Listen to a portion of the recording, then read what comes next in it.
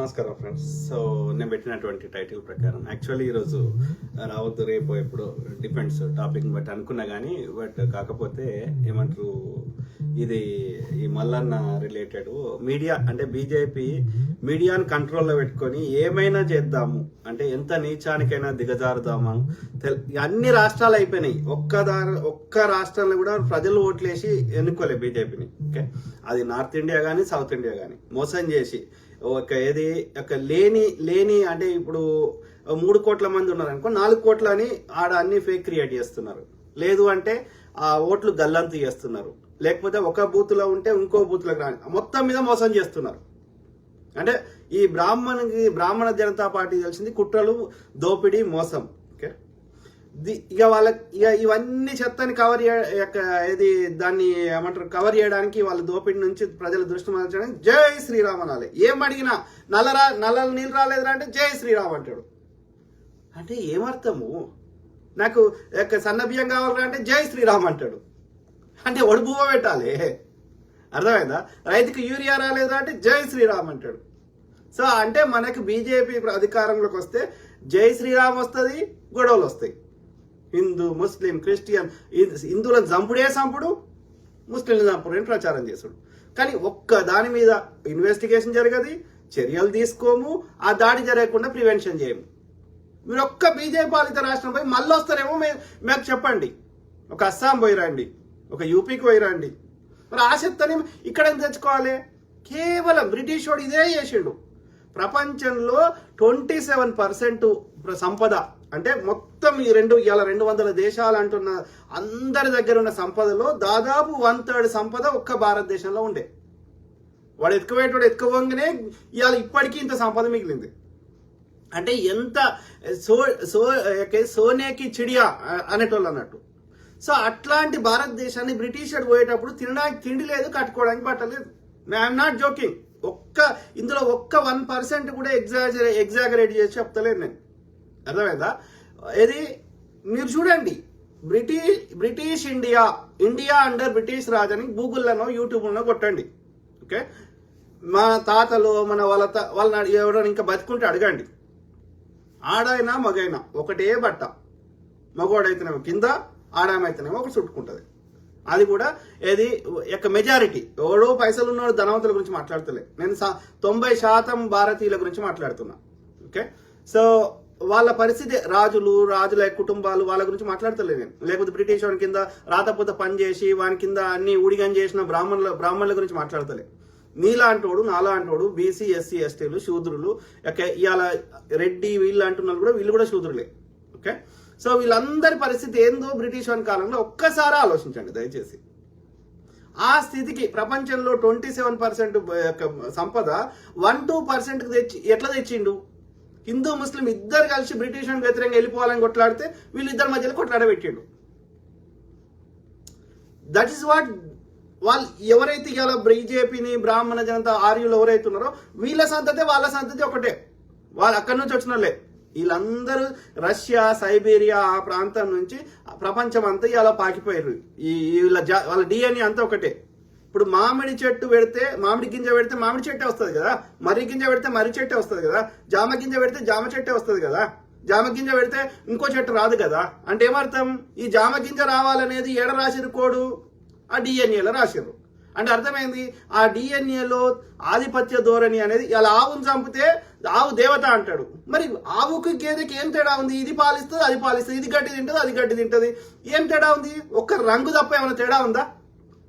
కానీ ఇలా ప్రపంచంలో ఈ గేదె అంటే బర్రె.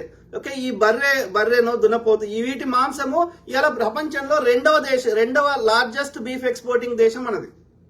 మరి ఆవును దేవతకు మొక్కినప్పుడు తెల్లగున్న దాన్ని, ఈ నల్లగున్న దాన్ని ఎందుకు మొక్కుతలేవు?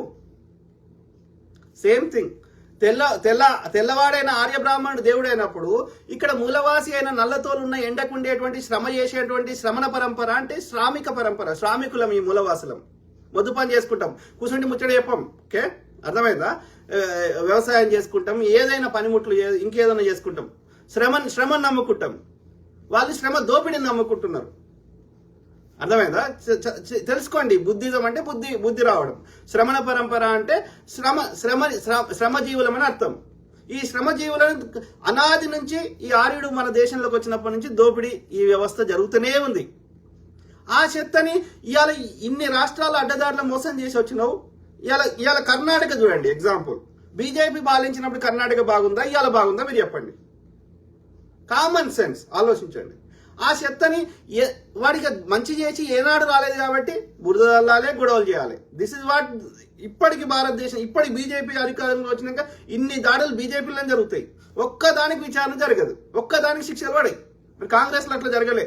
కాంగ్రెస్ ప్రభుత్వాన్ని గులగొట్టడానికి వీడియో చేయించినా ప్రతి దానికి విచారణ జరిగింది, దోషులకు శిక్షలు పడ్డాయి. ఈ కాంగ్రెస్ అంటాడు. మరి కాంగ్రెస్ అయిన పార్టీ అఫ్జల్ గురికి ఎందుకు ఉరిదీస్తుంది? కాంగ్రెస్ అయిన పార్టీ వాడి యొక్క భక్తులు పారిపోతుంటే ఎందుకు లోపలేస్తుంది? ఎందుకు ఇన్వెస్టిగేషన్ చేస్తుంది? ఎందుకు రా అనే సంస్థ పెడుతుంది? ఎందుకు ఎన్ఐఏ పెడుతుంది? ఎందుకు ఆ యొక్క న్యూక్లియర్ వెపన్ ఉన్న దేశంగా తయారు చేస్తుంది? బాబా అటామిక్ రీసెర్చ్ సెంటర్ ఎందుకు పెడుతుంది? ముస్లింల కోసమే పుట్టిన పార్టీ కదా కాంగ్రెస్ కదా. కాంగ్రెస్ మరి ముస్లింలను ఉరితీయద్దు కదా. అట్లా చేయలే కాంగ్రెస్. భారత రాజ్యాంగం ఏమైతుందో నీ పర్సనల్ బిలీఫ్ సిస్టమ్ మాకు సంబంధం లే. ఓకే, మా భారత డాక్టర్ బాబాసాహెబ్ అంబేద్కర్ రాసిన రాజ్యాంగం ప్రకారం దీని ముందు అందరూ సమానమే అనేదే పాటిస్తున్నాం. అది బూతంట. సెక్యులర్ అంటే బూతంట. అరే మీ అమ్మని ప్రేమించరా, నీ ఫ్రెండ్ వాళ్ళ అమ్మని గౌరవించరా అంటే అగో ఫ్రెండ్ వాళ్ళ అమ్మని ద్వేషించాలి, పొడవాలే, సంపాలని వీడు చెప్తున్నాడు. అంటే దానికి అర్థం ఏమున్నది? నా మతాన్ని ప్రేమిస్తా, అన్య మతాలను గౌరవిస్తా. What is wrong in that? వాళ్ళు అల్లాని మొక్కితే నీకొచ్చిన నష్టం ఏంది? అంటే వాళ్ళు అల్లాని మొక్కితే నీ గుళ్ళల్లో వేసేటువంటి చందాలు నీ బ్రాహ్మణికి వస్తలేవు కాబట్టి వాడిని చంపుతావు, అంతే కదా. నీ దోపిడీ కోసమే కదా. అందుకే అంటున్నా, ఎథిక్స్ మోరల్స్ లేని వాళ్ళు, విలువలు లేని వాళ్ళు, ఓకే, ఆధిపత్య ధోరణి ఎందుకు వానికి బాధ అవుతలేదు? ఇంతమంది చచ్చిపోతుంటే ఎందుకు బాధ అవుతలేదు? ఓన్లీ బికాస్ వాడు పైన ఉండాలే. ఆ చచ్చిపోతున్నవాడు ఆర్యుడు కాదు, చచ్చిపోతున్నవాడు ఈ మూలవాసి శూద్రుడు కాబట్టి వానికి బాధ అవుతలేదు. As simple as that. ఇంకో బ్రాహ్మణి చచ్చిపోతే వాని బాధ వేరే ఉంటుంది. ఇంకో బ్రాహ్మణ్ మీద ఉచ్చబోయాడు. కాబట్టి ఈ చెత్తకి ఇక్కడ మన తెలంగాణలో 300 కాపోళ్ళు మీరు చూడండి. ఎవడైనా 300 కాపోడు చూడు. ఓకే, ఇలా బీజేపీ సంఖ్య నాకుతున్నారు. ఎందుకు నాకుతున్నారు?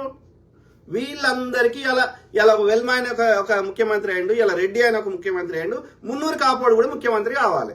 ఇది వీళ్ళ కుట్ర. దానికి ఏం చేస్తున్నారు? ఈడ కాంగ్రెస్ పార్టీ బలంగా ఉంది కాబట్టి కాంగ్రెస్ పార్టీలో ఉన్న వాళ్ళని బయటకు తీసుకోవాలంటే ఏం చేయాలి? కాంగ్రెస్ లో ఉన్నట్టుగానే నటించి పొద్దుగా ఆలేసి కాంగ్రెస్ లో ఉండుకుంటే కాంగ్రెస్ తిట్టాలి. తిడితే ఏమవుతుంది? కాంగ్రెస్ ఉన్న వాళ్ళు కొద్ది మంది అన్న బయటకు వస్తారేమో అని వీళ్ళ ఆశ. ఇది కుట్ర. అర్థమైందా? దానివల్ల వీళ్ళకి వచ్చే లాభం ఏంది? They already made agreement. Malligadu agreement చేసుకున్నాడు. ఒక మా లాభం ఉంటుంది, ఆమె అగ్రిమెంట్ కాంగ్రెస్ లో ఎస్సీ సెల్ వైస్ చైర్మన్ ఏదో అంటది, మళ్ళీ బీజేపీ సంఖ్య నాకుతుంది.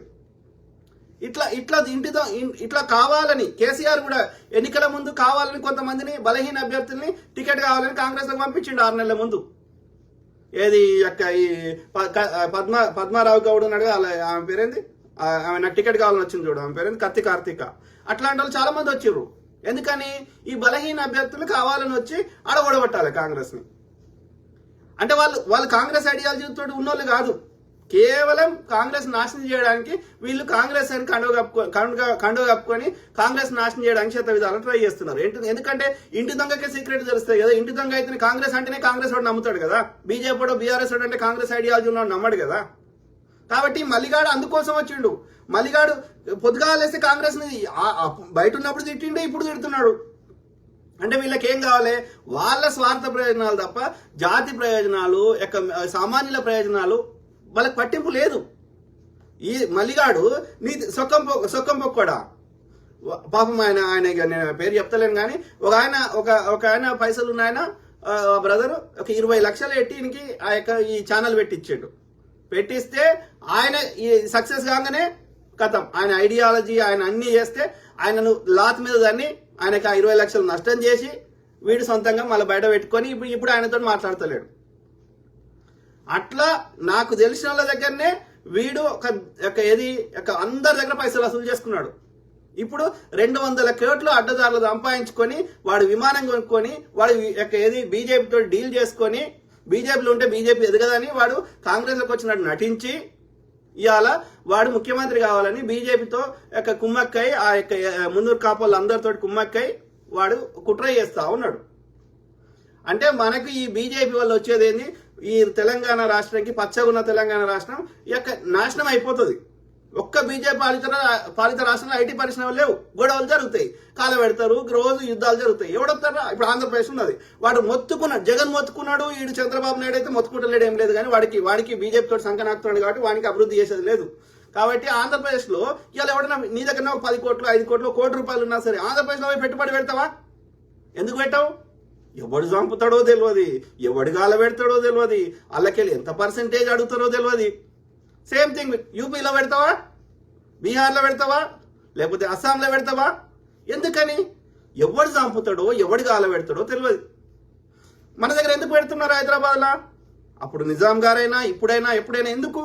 మనము సామరస్యంగా ఉంటున్నాము, శాంతి భద్రతను కాపాడుతున్నాము, అందరికీ విలువ ఇస్తున్నాము, ఎవరికి నచ్చినట్టు వాళ్ళు బతికేటట్టుగా ఉండేటట్టు చేస్తున్నాం. కాబట్టి ఎవరైనా ఇక్కడికి వచ్చి బతకడానికి ఆశపడుతున్నారు.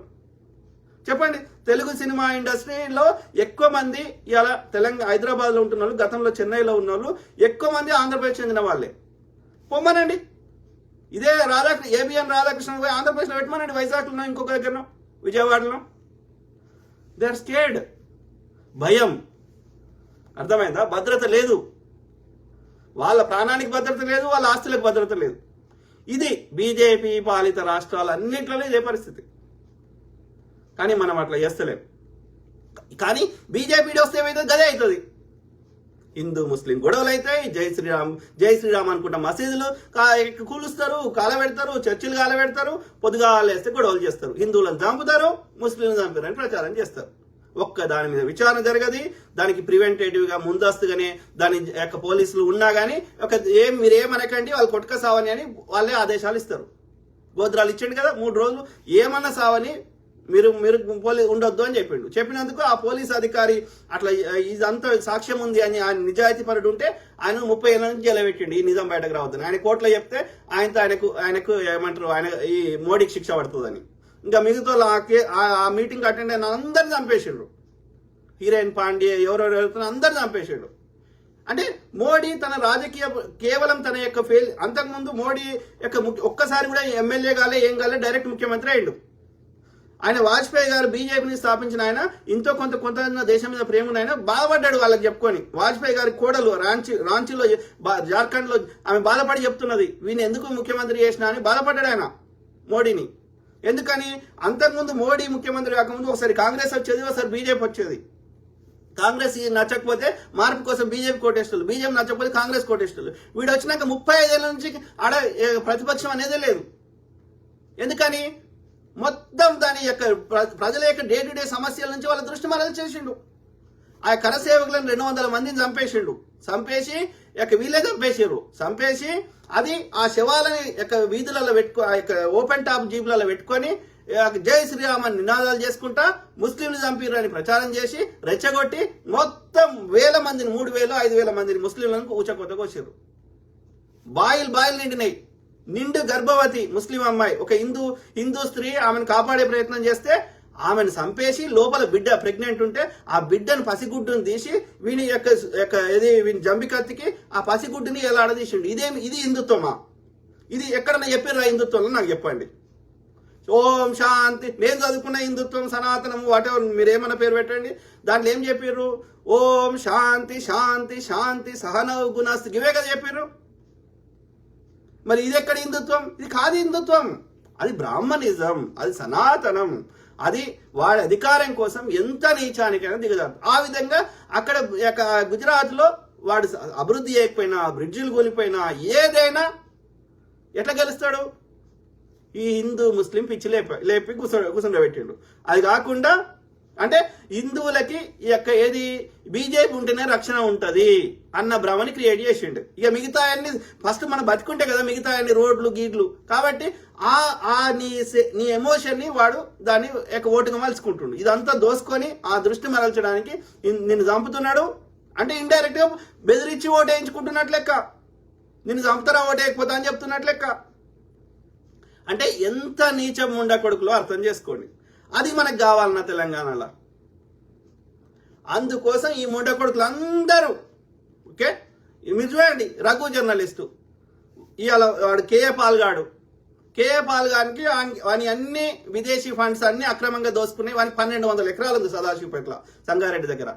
ఓకే, సో వాడు కేఏ పాల్ గాడు వాడు మున్నూరు కాపు అనుకుంటా. సో వాడు ఇవాళ బీజేపీ తోటి దోస్తీ చేసుకొని అది అమిత్ షా దగ్గర అవన్నీ ఇడిపించుకోవాలని వీడు కాంగ్రెస్ని తిడతాడు. వీని ఈ కేఏ పాల్ గారి ద్వారా ఇక్కడ అందరికీ పైసలు ఇప్పించుకుంటున్నాడు.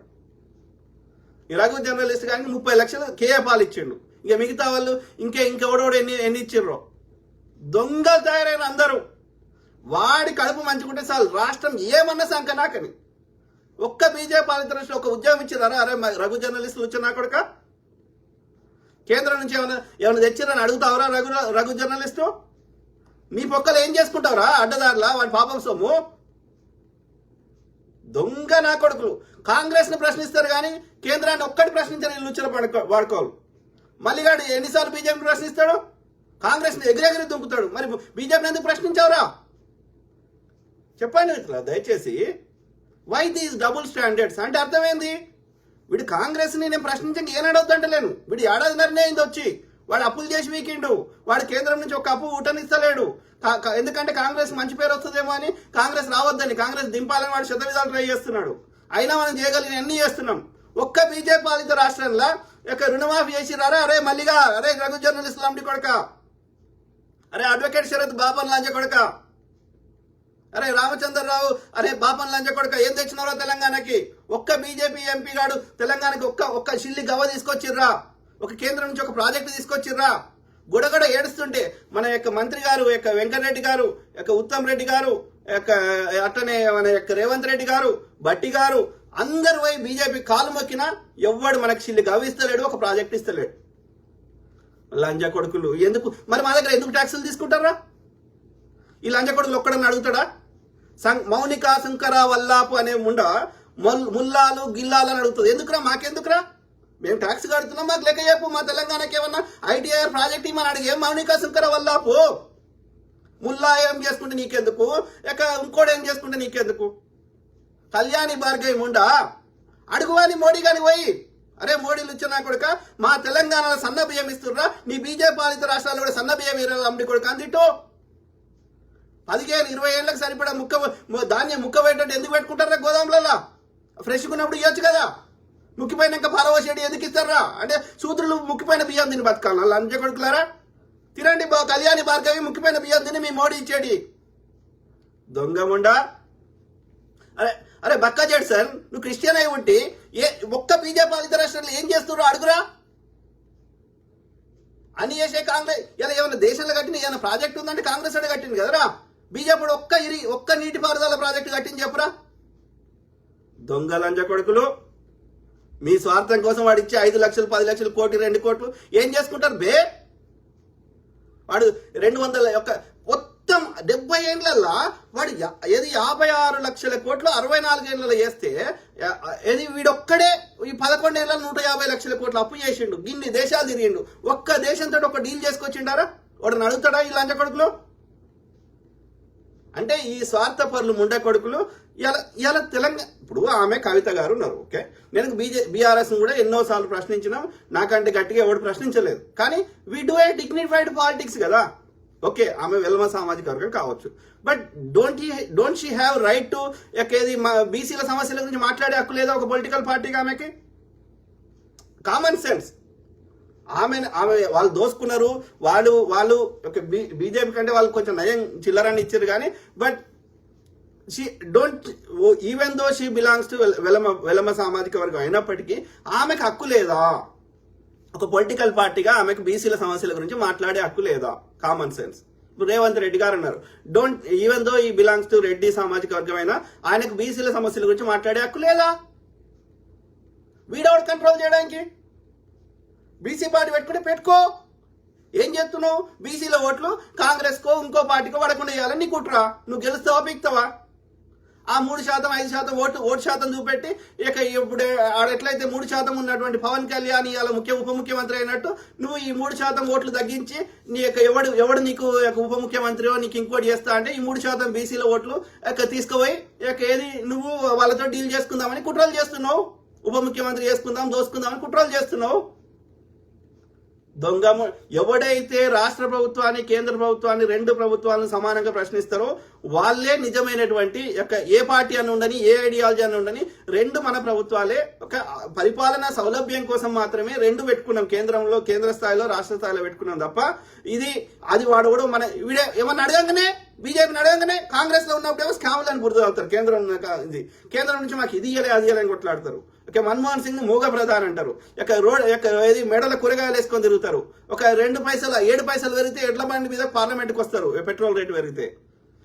కానీ ఇప్పుడున్న బీజేపీ కేంద్రాన్ని అడిగితే అది మనకేం సంబంధం లేదంటాడు. ఎందుకు సంబంధం లేదురా? నా ఇన్కమ్ ట్యాక్స్ ఎవరికి కడుతున్నా కేంద్రానికే కదా, నా జిఎస్టీ ఎవరికి కడుతున్నా కేంద్రానికే కదా, నాకు గోదావరిలో నీళ్లు కావాలంటే నేను ఎవరిని అడగాలి? కేంద్రంనే కదా. నేను ప్రాజెక్ట్ కట్టాలంటే దానికి ఏమంటారు ప్రకృతి సంబంధించిన అన్ని కంట్రోల్ నిషేధాలు పెట్టుకున్నావు కదా. ఎలక్షన్ కమిషన్ ఇప్పుడు ఎన్నికలు జరగాలంటే ఎవరిని అడగాలి? కేంద్రంనే కదా. అన్ని కంట్రోల్ నాకు అప్పు పుట్టాలన్నా నిన్నే కదా అడగాల్సింది, ఆర్బీఐనే కదా, ఆర్బీఐ పర్మిషన్ కదా తీసుకోవాల్సింది. అన్ని కంట్రోల్ నిషేధాలు పెట్టుకొని నాకు సంబంధం లేదంటే మరి మేము కూడా కట్టాం జిఎస్టీ కేంద్రానికి. నాకు పెట్రోల్ మీద నేను 120 రూపాయలు లీటర్ పెడితే అలా 30 రూపాయలు నువ్వే తీసుకుంటున్నావు కదరా. మళ్ళీ మనకు సంబంధం లేదంటాడు. పైసలు తీసుకునే దగ్గర సంబంధం ఉంటుందంట కానీ మళ్ళీ మనకి ఖర్చు పెట్టే దగ్గర సంబంధం ఉండదంట. ఈ లంచ కొడుకులు చెప్తారు. మళ్ళీ ఇదే బక్క జడ్సన్ నా కొడుకు చెప్తాడు, ఇదే అడ్వకేట్ శరత్ అని చెప్తాడు, ఇదే పాషం యాదగిరి చెప్తాడు, ఇదే రఘు జర్నలిస్ట్ చెప్తాడు, ఇదే దాసరి శ్రీనివాస్ చెప్తాడు, ఇదే లుచ్చ లంచ కొడుకులు చెప్తారు. ఒక్క లంచ కొడుకు కేంద్ర ప్రభుత్వాన్ని ప్రశ్నించారు. రాష్ట్రంలో ఏడాదే అయింది వీడు వచ్చి. డిసెంబర్ వచ్చిండు అప్పుడు 2023లో. ఈ 24కి ఏడాది అయింది. ఇది ఒక 7 నెలలు అయింది. వాళ్ళకెలా 4 నెలలు వాడు ఎంపీ ఎన్నికలైనాయి, 2 నెలలు వాడు గవర్నమెంట్ ఫామ్ చేయడానికి వీకింది. ఇంచుమించి ఏడాదే పరిపాలించిండు వాడు. ఆ ఏడాదిలో ఇది కాలే అది కాలే. మనం 11 ఏళ్ళలో ఏం చేసినారు లంచ కొడుకు అడగవా? 150 లక్షల కోట్లు అప్పు చేసినాం. మనం 150 లక్షల కోట్లు అప్పు చేసినామా? ఆ 150 లక్షల కోట్లు ప్రతి రాష్ట్రానికి వంచినా అందరు ధనవంతులు అవుతారు కదరా. ఎడికి పోయినారా పైసలు? అడగరా ఈ లంచ కొడుకులు? దొంగలు.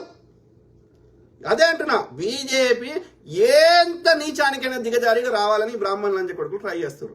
వాడు కొట్టాడు, వాడు వెనక కూర్చుంటాడు, వాడు యుద్ధం చేయడు, వెనకట కత్తి పట్టుకోలేవాడు. ఆ రాజ్యంలో ఉన్న సంపద తీసుకొని గుడిలో దాచిపెట్టుకున్నాడు నాగబంధలాగా వేసి. రాజు కూడా పరిపాలన చేయలేడు. యుద్ధం చేస్తే రాజుకి ఏమని చెప్తాడు? నువ్వు విజయమో వీరస్వర్గమో అంటాడు. గెలిస్తేనేమో దాని ఫలితాలు బ్రాహ్మణుడు అనుభవిస్తాడు. చచ్చిపీక్తే ఎవడు వీకాలి? రాజు వీకాలి, క్షత్రియుడు కావాలి. నష్టం వస్తే ఎవరికి రావాలి? వ్యాపారానికి రావాలి. మొద్దు పని ఓడి చేయాలి, ఈడి చేయాలి. మరి కూర్చుండి ఈడేం చేస్తాడు? వీళ్ళందరినీ కంట్రోల్ చేస్తాడు. ఈ లంచ కొడుకు కత్తి పట్టాడు, బట్టలు ఉతకడు, ఏ పని చేయడు, సండాసులు క్లీన్ చేయడు, రోడ్లు ఉడవాడు, ఏం చేయడు. వీళ్ళందరితో కాలు మొక్కిపించుకుంటాడు, వీళ్ళందరినీ కంట్రోల్ పెట్టుకుంటాడు. రాజైనా ఎవడైనా బ్రాహ్మణి కాలు మొక్కాలంట. వీడు ఈ పుస్తకం రాసుకున్నాడు. ఆ పుస్తకాన్ని మనం చింపొద్దంట. చింపితే అంబేద్కర్ నేరస్తుడంట. చింపి పెడతాం. ఒక్క బ్రాహ్మణి కాలు మొక్కేది లేనే లేదు, ఒక్క బ్రాహ్మణి బట్టలు ఉతికేది లేనే లేదు. వాళ్ళని వెలివేయాల్సింది అంతే. వాడి ఆధిపత్యాన్ని పాతాళంలో నీ నాగబంధనం లేచి నీ ఆధిపత్యానికి నాగబంధనాలు నీ ఆధిపత్యానికి ఇస్తాం. నీ నాగబంధనాల్లో పలగొట్టి వాళ్ళు ఉన్న ఏ సంపద ఉన్నా బయటకు అందరికి మంచి పెడతాం. ఈ దేశ ప్రజలందరి సొమ్ముని శ్రమని నువ్వు దోసుకుంటావు లంచ కొడుక. ఆలోచించండి మిత్రులారా దయచేసి. ఆ క్రమంలో ఇవాళ కాదు పోలీసు వాళ్ళు చెప్పాలి కదరా, ఎవడు కొట్టిండు, అది మల్లిగాడు కొట్టిండా, కవితక్క కొట్టిందా, ఇంకోరు కొట్టిండ్రా? మీరే ఇక మీడియాని కంట్రోల్ పెట్టుకొని ఇక చెత్త నింపుతా ఉంటారా? పోలీసులు ఎందుకున్నది మరి గడివిక నీకున్నదా? రేవంత్ రెడ్డి గారు ఈ డ్రామా ఈ బీట్ షుడ్ నాట్ ఎంటర్టైన్. పోలీసులకు జీతాలు ఇస్తుంది మనం. అక్కడ 5 నిమిషాలు కాకముందే ఆడ పోలీసులు ఉండాలంటే అవసరమైతే పోలీసుల కోసం సపరేట్ ఫ్లైఓవర్లు కట్టిర్రి, సపరేట్ రోడ్లు పెట్టుర్రి, సపరేట్ అందరూ ఈ పెద్ద వాహనాలు పోవడానికి ట్రాఫిక్ జామ్ ఉంటుందేమో ఆ ట్రాఫిక్ జామ్ లేని వ్యవస్థను ఏర్పాటు చేయండి. లేదంటే సపరేట్ ట్రైన్లు వేయండి. లేదు అంటే బ్రిటిష్ వాడు అదే చేసిండు. బ్రిటిష్ వాడు ఈ భారత రాజులని వీళ్ళ రివోల్ట్ని కంట్రోల్ చేయాలంటే ఏం చేసిండాడు? ఇక్కడ దేశంలో ఉన్న సంపద ఎత్తుకోవాలని రైల్వేలు క్రియేట్ చేసిండు. ఇక్కడ ఒక ప్రాంతం వీళ్ళందరూ రివోల్ట్ కంట్రోల్ చేయాలంటే ఆర్మీని ఒక ప్రాంతం నుంచి ఇంకో ప్రాంతానికి తరలించాలంటే ఏం చేసిండు? ఈ రైల్వేలు పెట్టుకున్నాడు.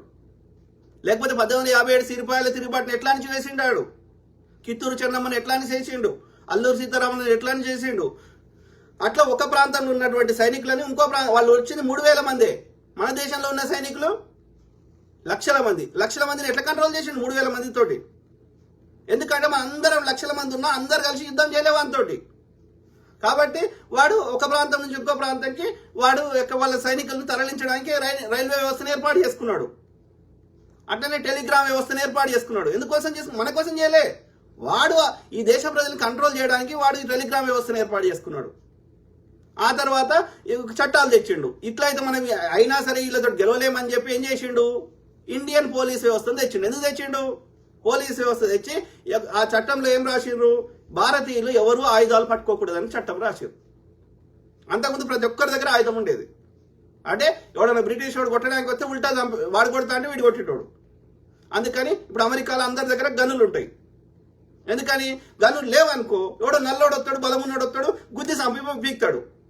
పోలీసు వచ్చే లోపల పుణ్యకాలం దాటిపోతుంది. గన్ను ఉండదంటే భయపడతాడు, లేకపోతే ఆడపిల్లకి రేపు చేస్తాడు, పీక్తాడు. కాబట్టి అప్పుడు అందరి దగ్గర ఆయుధాలు ఉండేటివి.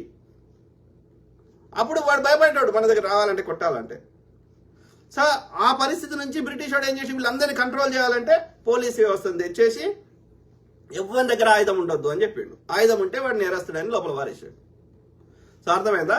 అంటే వీళ్ళందరినీ కంట్రోల్ చేయడానికి తెచ్చిన వ్యవస్థలన్నీ ఇవన్నీ నేను చెప్పదలుచుకున్నది. ఓకే, సో కాబట్టి మనం ఈ పోలీస్ వ్యవస్థను పెట్టుకొని వాళ్ళకి ఆయుధాలు ఇచ్చి, అత్యంత ట్రైనింగ్ ఇచ్చి, అడ్వాన్స్ టెక్నాలజీ ఇచ్చి, అన్ని ఇచ్చి, మరి ఈ లంచ కొడుకులు ఇలా వాడు వీడు వాడిని కొట్టిండని వాడు వీడి కొట్టిండని అలా ఎంతవరకు నిజమో తెలియదు. మీడియాని కంట్రోల్లో పెట్టుకొని మరి పోలీసులు ఎందుకున్నారు? పోలీసులు చెప్పాలి కదా వాస్తవాలు. ఓపిక పడదాము. రెండోది, ఎక్కడ ఏ ఇన్సిడెంట్ జరిగినా ఇప్పుడు అమెరికాలో 5 నిమిషాలు, ఇప్పుడు నేను ఫోన్ చేస్తే 911 ఒక నెంబర్ ఉంటుంది, కాల్ చేస్తే 5 నిమిషాల్లో మన ఇంటి ముందట ఉంటారు పోలీసులు. అంటే ఇక వాడు దొంగ తప్పించుకోలేడు. ఇలా ఇప్పుడు అద్దాల బిల్డింగ్లు ఉంటాయి, అద్దాలే ఉంటాయి, ఏమి ఇనుపై ఉంటాయి, ఓకే, కట్టే ఇల్లులే ఉంటాయి. అయినా సరే ఎవడు ఎందుకు వస్తలేడు? ఎందుకంటే వాడు తప్పించుకోలేడు. ఇక వాడు ఎట్లా కార్లో పోయినా, సైకిల్ మీద పోయినా, నడుచుకుంటూ పోయినా, ఏడికి పోయినా వాడు తప్పించుకోలేడు. ఎంత స్పీడ్లో పోయినా తప్పించుకోలేడు. ఎందుకంటే నువ్వు కాల్ చేయగానే 5 నిమిషాల్లో పోలీసులు వస్తారు. పోలీసులు వచ్చిన వాళ్ళు వాడు తప్పించుకొని సందులు గిందులు వీకెండ్ అనుకో, పైన నుంచి అన్ని చోట్ల ఏది సెక్యూరిటీ కెమెరాలు ఉంటాయి. అది కాకుండా ఇంకా తప్పించుకునే ప్రయత్నం చేస్తే ఆ కార్లతో కూడా వాడిని పట్టుకోలేకపోతే హెలికాప్టర్ ఉంటుంది, లేదంటే డ్రోన్లు ఉంటాయి. వాడు తప్పించుకోలేడు ఇక, అంతే. రెండోది, దొరికినాక వానికి కఠినమైన శిక్షలు ఉంటాయి. కాబట్టి ఒక్కని కఠినమైన ఇప్పుడు ఇస్లాం దేశాల్లో ఎందుకు జరుగుతలేవు ఈ నేరాలు? ఎందుకంటే ఫస్ట్ వాడి తప్పించుకోలేడు ఒకటి, దొరికినాక వానికి కఠినమైన శిక్షలు ఉంటాయి. ఉన్నప్పుడు ఏం చేస్తాడు? ఇంకోటి భయపడతాడు కదా. కాబట్టి రిలేటివ్లీ తక్కువ అవకాశం ఉంటుంది. కాబట్టి నేనేమంటున్నా, మన దగ్గర 5 నిమిషాల్లో ఫోన్ చేస్తే వాళ్ళు వచ్చే వ్యవస్థని, అలా ఏం లోపాలు ఉన్నాయి, ట్రాఫిక్ సమస్య ఉందా, ఇంకోటి ఉందా, ట్రాఫిక్ సమస్య ఉంటే వీళ్ళకి సపరేట్గా ట్రైనో, సపరేట్గా రోడ్లో, ఫ్లైఓవర్లో ఏం చేస్తారో ఆలోచించండి. అభివృద్ధి ఇంకా మిగతా మన ఒక్క దేశమే లేదు కదా, మన లెక్క జనాభా ఉన్న దేశాలు చైనా ఉంది, యూరోప్లో కూడా భూమి ఎక్కువ లేదు, జనాభా ఎక్కువ, అంటే ఉన్న జనాభాకి ఉన్న భూమికి ఎక్కువ జనాభా ఉన్నట్టే లెక్క యూరోప్లో కూడా. మరి వాళ్ళందరి దగ్గర పోలీసులు 5-10 నిమిషాలు వస్తారు కదా. అక్కడ మన దేశంలో జరిగిన నేరాలు జరుగుతలేవు కదా. మన రోడ్ల మీదకి వచ్చేసి గొడ్డలతో చంపుతుంటే అందరూ మొన్న హాస్పిటల్లో పోయి కోస్తా ఉన్నాడు వాడు, యూపీలో ఎక్కడన్నా. కానీ ఏది ఏమైనా మన తెలంగాణలో మాత్రం పోలీస్ వ్యవస్థని చాలా పటిష్టం బందోబస్తం చేయాల్సిందే.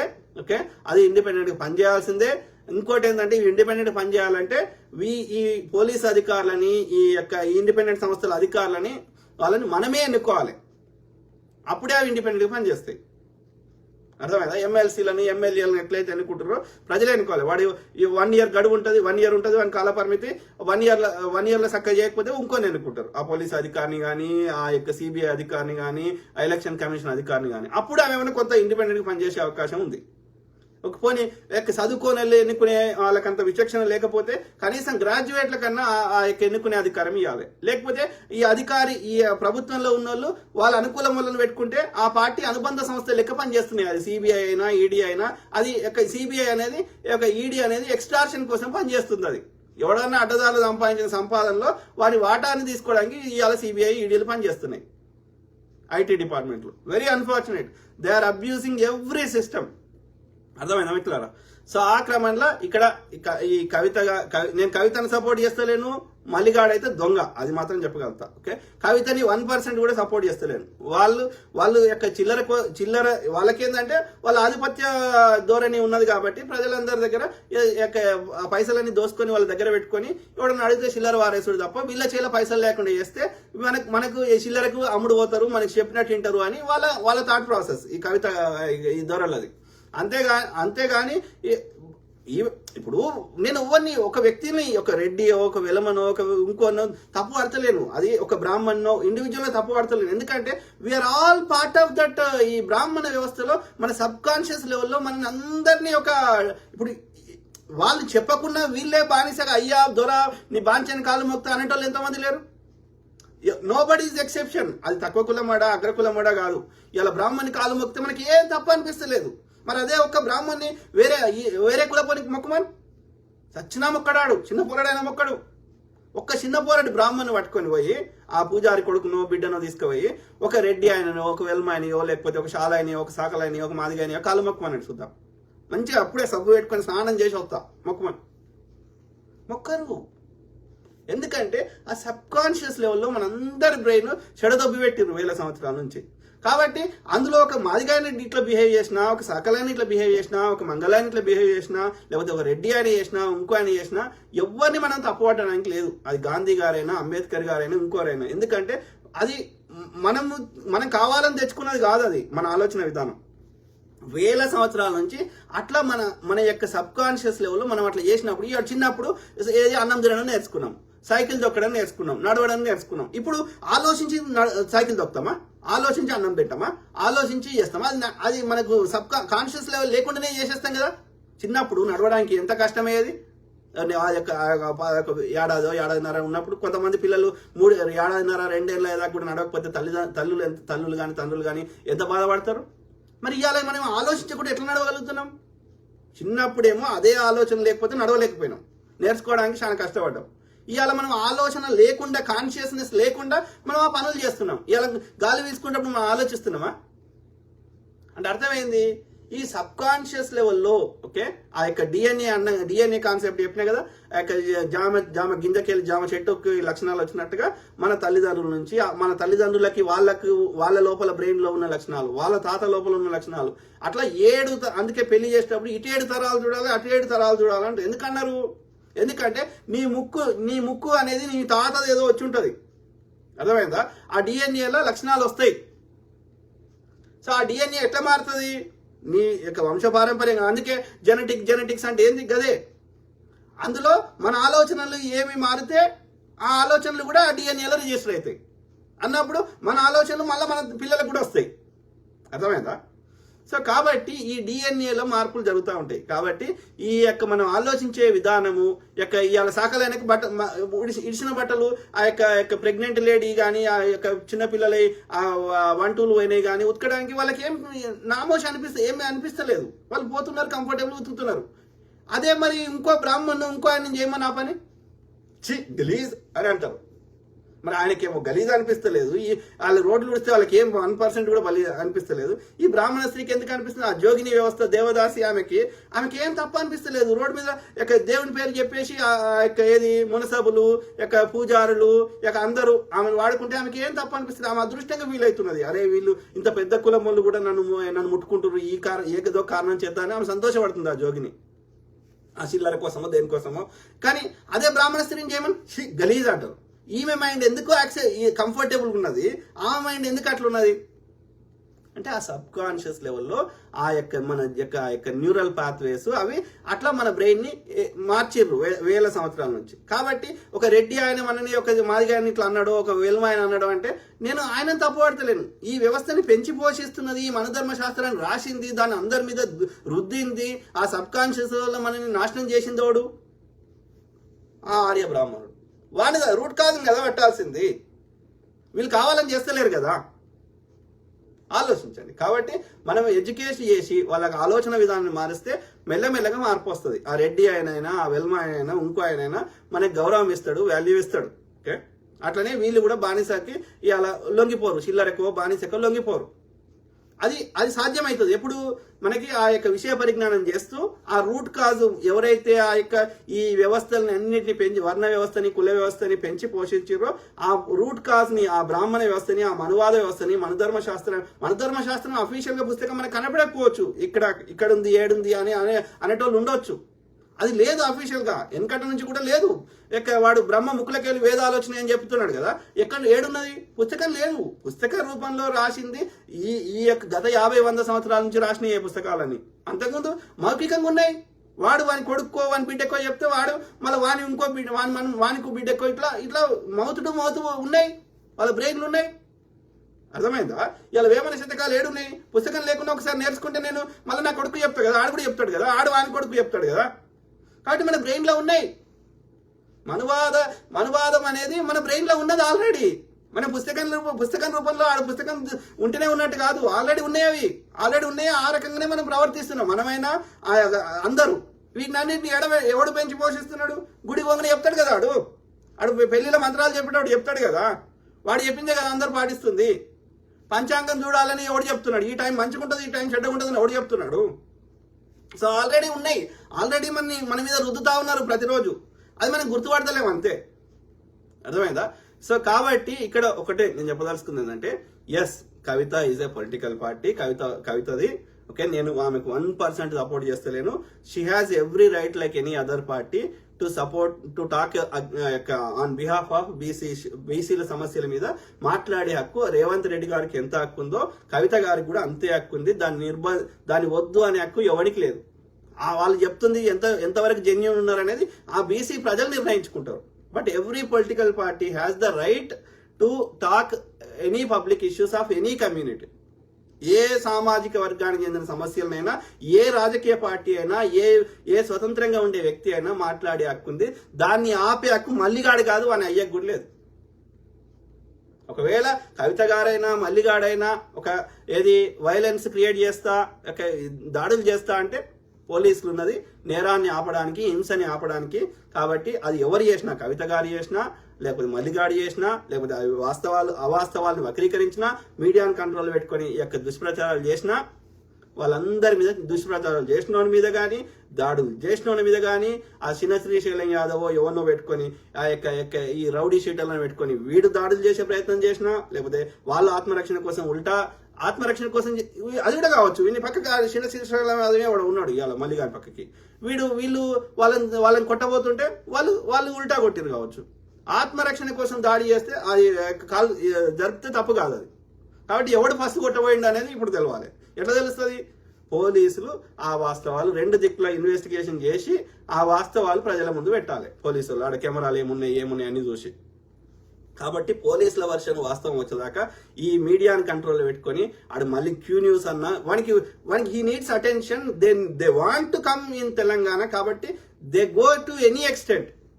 కాబట్టి ఇక నుంచి పోలీసు వ్యవస్థని మరీ బందోబస్తు చేయాల్సిన అవసరం ఉంది. పోలీసు మిత్రులారా ఆలోచించమని ప్రాధేయపడుతున్నా ఆన్ బిహాఫ్ ఆఫ్. ఎందుకంటే నా తెలంగాణని ఒక జై శ్రీరామ్ నినాదాలతోటి మొత్తం దోసుకుంటా, మొత్తం నాశనం చేస్తా అంటే, యూపీ లెక్కన ఇంకో రాష్ట్రం లెక్క చేస్తా అంటే ఇలా చూసుకుంటా కూర్చోవడానికి మేము సిద్ధంగా లేం. ఓకే, ఎంతకైనా ఈ మల్లిగాడు కాదు అని అయ్యొచ్చిన. రెండోది, ఈ యొక్క 300 కాపోలని బీసీలకి తొలగించాలి. ఎందుకంటే ఈ కాపోళ్ళు పేదోడు ఓడు లేడు, బలిసిన మిగతా ఇప్పుడు సాకలోళ్ళని చూద్దాం, మంగళోళ్ళని చూద్దాం, ఇంకో వడ్డరోళ్ళని చూద్దాం. వాళ్ళ లోపల 100 మంది వడ్డరోళ్ళని నిలబెడితే, అందులో 100 మంది 300 కాపాలు నిలబెడితే ఎవరు ఎక్కువ పేదోళ్ళు ఉన్నారు? మెజారిటీ 300 కాపాలు మంచిగానే ఉన్నారు. ఈ 300 కాపాలు మిగతా అన్ని రాష్ట్రాల్లో అగ్రకులాలే. ఇలా పవన్ కళ్యాణ్, చిరంజీవి వీళ్ళంతా కాపోలే, ముద్రగడ పద్మనాభం వీళ్ళంతా కాపోలే. సో ఈ అగ్రకుల వాళ్ళు మళ్ళీ బీసీ అని చెప్పుకుంటే, మరి బీసీలకు ఇవాళ శాలయానికి ఏం రావాలి పదవి? శాలయానికి ఎమ్మెల్యే కావద్దా? సాకలైన కావద్దా? మంగళైన కావద్దా? ఆరకట్కైనా కావద్దా? ఈ కాపోడే అవుతాడా? ఎవడు చూడు, బండి సంజయ్ గారు కాపోడే, అగ్రకులపోడే. వాడు ధర్మపురి వాడు సంజయ్ అని పేరేంది, అరవింద్, వాడు కాపోడే. మీరు ఎవ్వరైనా చూడండి బీజేపీలో 90% కాపోలే. మరి అంటే బీసీల పేరు మీద అగ్రకులం మోడే తీసుకుంటాడు, అగ్రకులం పేరు మీద అగ్రకులం మోడే తీసుకుంటాడు. జనరల్ కేటగిరీ మీద అగ్రకులం కూడా తీసుకుంటాడు. మేమేం చేయాలి? షాలోడు ఏం చేయాలి? సాకలోడు ఏం చేయాలి? మంగళోడు ఏం చేయాలి? ఇక మేము గడ్డం గిక్కోవాలి, మొగ్గం నెయ్యాలి, బట్టలు గలీజ్ బట్టలు ఉతకాలి, లేకపోతే రోడ్లు ఉడవాలి, చెప్పులు కుట్టాలి. మీరు రాజ్యం మా శ్రమ దోపిడీ చేసుకొని మీరు మా యొక్క శ్రమను అంతా దోసుకొని మా మీద రాజ్యం పెడతారు. అరే మల్లిగా పాలు వీసుకో, ఓకే, అరే ఎల్లిగా గడ్డే, అరే కారం దంచు, మళ్ళీ వెళ్ళి గిది మా బతుకు గిదా 1000 సంవత్సరాలకి గదే ఇప్పుడు గదేనా చీరి చింతకు గడతాం. అర్థమైందా? కుల వృత్తులు ఫస్ట్ మానేయాలి, అప్పుడే ఈ కుల వివక్ష వీక్తుంది. అర్థమైందా? తర్వాత ఈ మున్నూరు కాపోలని బీసీలకి వెళ్ళి తొలగించాలి, అప్పుడే నిజమైన బీసీలకి న్యాయం సమన్యాయం దొరుకుతుంది. ఆలోచించమని నా మంగళక్కని, నా యొక్క సాకలక్కని, నా మాలక్కని, నా మాదిగక్కని అందరినీ ప్రాధేయపడుతున్నా. ఓకే, వడ్డరక్కని, ఓకే, ఆలోచించగలుగుతున్నారు.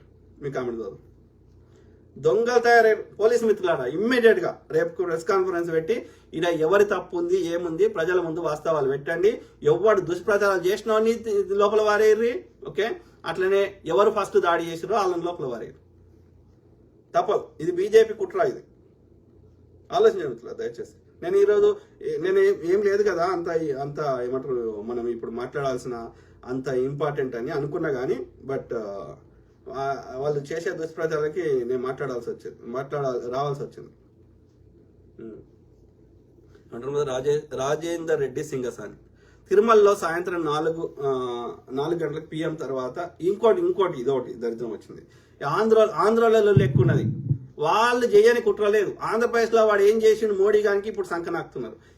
ఇక ఉన్న అన్ని రాష్ట్రాలు మోసం చేసి అడ్డదారులు వచ్చారు. ఇక కొన్ని ఉన్నాయి, ఆ హిమాచల్ ప్రదేశ్, ఈడ కర్ణాటక, ఈడ తెలంగాణ, ఈడ వాడు ఇవి కూడా లేకుండా చేయాలి. ఆ తమిళనాడు, ఇవన్నీ ఈ వెస్ట్ బెంగాల్ వాళ్ళు చేయని ప్రయత్నం లేదు. ఈ బీహారు, ఒడిశాలో పాపం ఆయన మద్దతు ఇచ్చినా కానీ ఆయన లేకుండా చేసేసారు. పేరేంది నవీన్ పట్నాయక్. కాబట్టి దేశం అంతా ఒక్క దగ్గర దోసుకుంటే మనకి తృప్తి అయితే లేదు అన్నట్టు, మొత్తం దేశం అంతా దోసుకోవాలి. అంటే గతంలో ఎట్లుండేనో ఈ స్వతంత్రం రాకముందు ఎట్లుండేనో భారతదేశం అడకదినట్టు బీసీ ఎస్సీ ఎస్టీలు అట్లా చేయాలని శతవిధాల ప్రయత్నం చేస్తారు ఈ ఆర్య బ్రాహ్మణులు అని చెప్పడుకులు. అర్థమైందా? కాబట్టి దానికి ఆడు దోసుకున్న ఈ చిల్లర అధికారం వచ్చేదాకా ఇస్తాడు. అధికారం వచ్చినాక ఈయన కూడా చంపేసి ఈ మున్నూరు కాపు గారిని కూడా చంపేసి మళ్ళీ బ్రాహ్మణుడే ఉంటాడు. ఇది వీనికి అర్థమైతే లేదు. ఈ అడ్వకేట్ శరత్ గారు వాడు బాపనోడే కానీ మిగతా వాళ్ళకి అర్థమైతే లేదు. ఈ రఘు జర్నలిస్ట్ కానీ ఇంకొకరికి అర్థమైతే లేదు. అరే ఇప్పుడు చిల్లర ఇచ్చిండు కదా సంతోషపడుతుండు, వాడు ఇక్కడికి వచ్చినాక నిన్ను కూడా చంపేస్తారా? చంపేసి రఘు జర్నలిస్ట్ బదులు ఇంకో బాబు కళ్యాణి భాగ్యాన్ని పెడతాడు. వీనికి అర్థమైతే లేదు పడుకోండి. ఇంకోటి ఏంటంటే ఈ జంజం వేసుకుంటే వాళ్ళందరినీ వీడి కూడా తోక బ్రాహ్మణుడు పెట్టిండు. బ్రాహ్మణుడు పెడితే మరి ఇప్పుడు వీడు షాలోని నేను ఎప్పుడు చూడలే, వీడిని పద్మ బ్రాహ్మణుడు అని పెట్టిండు. పద్మశాలోని పెట్టుకొని ఈడవాడో భృగు మహర్షికి వారసుడు అని చెప్తాడు. వానికి యొక్క వడ్లోనికి కంబరోనికి ఆ యొక్క ఇంకోటి హౌస్లోనికి వానికి జంజం వేసి వాని విశ్వబ్రాహ్మణుడు అంటాడు. మరి ఈ బ్రాహ్మణుడు మేము కూడా బ్రాహ్మణులు అయితే మేము పూజారి అవుతాం రా. బ్రాహ్మణుడి పూజారి పని చేయి, షాలోని పూజారి అయ్యి, వడ్లోని అయ్యి, కమ్మరోని అయ్యి, హౌస్లోని అయ్యి, కొమటోని అయ్యి. దొంగల్ పొద్దుగా లేస్తే డివైడ్ అండ్ రూల్ విభజించాలి పాలించాలి. బ్రిటిష్ వాడు పెట్టింది. విభజించాలంటే కొట్లాడ పెట్టాలి, అన్నదమ్ముల మధ్యలో కొట్లాడ పెట్టాలి. ఇక వానికి ఎక్కించాలి. ఇక నీ కొట్లాటలనే నువ్వు బిజీ ఉంటావు. వాడు దోసుకున్న దాని మీద దేని మీద నీ దృష్టి ఉండదు. అసలు దొంగతో కొట్లాడవు, నీది నువ్వే కొట్లాడుకుంటావు. దొంగలాలు. రాజేందర్ రెడ్డి సింగసాని తిరుమలలో సాయంత్రం 4 గంటలకి PM తర్వాత దర్శనం టికెట్స్ ఇస్తున్నారు, కానీ ట్రైన్లు మార్నింగ్ 6 AM వరకు వస్తాయి. సాయంత్రం వరకు రోడ్ల మీద తిరగాలి, హోటల్లో రూమ్ తీసుకోవాలి. ఎందుకు పోవాలి బ్రదర్? నాకు అర్థం కాదు. ఇప్పుడు అసలు దేవుడే లేడు, ఓకే, మీరు నాతో యుద్ధం చేయండి, నన్ను చంపండి, ఓకే, కానీ దేవుడు అనేటోడు ఎక్కడ లేడు. ఏ మార్స్ గ్రహంకా, గురు గ్రహంకా, లేకపోతే వేరే పాలపుంతక యాడికన్నా పంపిద్దాం. మన పక్క కూడా చంద్రుని మీదకే మనం కాలు పెట్టలేకపోతున్నాము. ఆడవడో దేవుడు ఏడ కూర్చుంటాడు గాలి లేని దగ్గర. పోదాం మార్స్ లోకి. ఇప్పటికి ఎన్ని పంపించారు? ఆడ ఉండే వేడి ఎంత, ఆ వేడికే ఉడికి బిక్తాం. ఒక్క సుక్క నీళ్ళు లేవు. మన పక్కకున్న నియరెస్ట్ దానికే మనం పోలేకపోతున్నాం. ఇక మిగతా ఇప్పటికి అదేది ఒకటి పంపించారు, ఓకే, ఎన్నో పాలపుంతలు. అట్లా యూనివర్స్ ఎంత పెద్దది, ఈ విశ్వం. మన పాలపుంతనే ఇంతదిరా, మన సౌర కుటుంబమే ఇంతదిరా అంటే మనం పోలేము. ఇవాళ కొన్ని నీళ్ళు అవి ఏమున్నాయి, ఆ యొక్క భూమి కూడా ఆ యొక్క ఘన పదార్థం కూడా లేదు. మనం ప్లూటో గ్రహానికి పోలేము, మొత్తం గాలే ఉన్నది, మీతేను గీతేను గవే ఉన్నాయి. ఆ టెంపరేచర్ ఒకటి ఎక్స్ట్రీమ్ నెగిటివ్ టెంపరేచర్ ఉంది, ఒకటి ఎక్స్ట్రీమ్ వేడి ఉంది. అంతేందుకు ఏది మన భూమి లోపల మండే అగ్నిగోళం అది. కాబట్టి ఏడున్నాడు దేవుడు? ఏడ కూర్చుంటాడు? మేఘాల్లో కూర్చుంటాడా? మార్స్ గ్రహం మీద కూర్చున్నాడా? చంద్రగ్రహం మీద కూర్చున్నాడా? ఏడ కూర్చున్నాడు దేవుడు? చూపెట్టుర్రి, ఏడకన్నా తీసుకు పోదాం పద, అందరం కలిసి పోదాం పద. అల్లా ఏడున్నాడో, జీసస్ ఏడున్నాడో, రాముడు ఏడున్నాడో, ఈ శివుడు ఏడున్నాడో తీసుకోదాం పద. ఏ గ్రహంకన్నా పోదాం పద. రాకెట్లను తీసుకోవదామా, టెలిస్కోప్ తీసుకోవదామా, డ్రోన్లు ఏం పంపిస్తారో, ఏం టెక్నాలజీ ఉంటే, ఎంత అడ్వాన్స్ టెక్నాలజీ ఉంటే అది తీసుకొని పోదాం. ఏడ కూర్చున్నాడో దేవుడు చూపెట్టుర్రి. ఏడలేడరా అయ్యా.